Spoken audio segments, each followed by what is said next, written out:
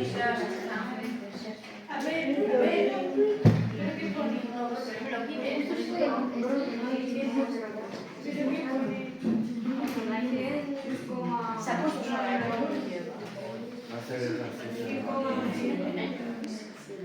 que hacerlo, ¿no?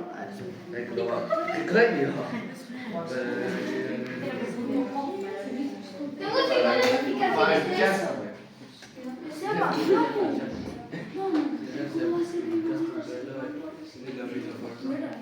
Se quedó jalado.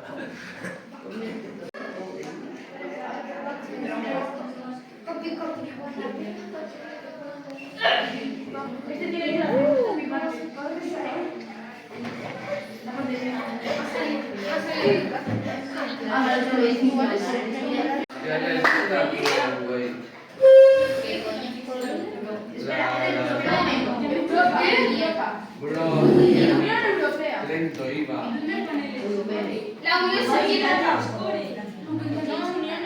La OCI, Martín. Kaixo, ni Maria naiz eta La Milagrosa ikastetxeko ikaslea naiz. Eluiaretarako proiektua aurkeztuko dizuet. Farade ere, indukzio lege erabiliz voltaia elektrikoa sortuko dugu. Eta honetara, energia indimotriza sortu dezakegu olatuen mugimendua erabiliz. Energia berriztagarria eta ez kutsakorra da. Aurkezpen bat egingo dizuet, nik egindako mekanismo honekin. Voltimetroak voltaia markatuko du. Imana olatuen bidez bobinaren barruan mugituta.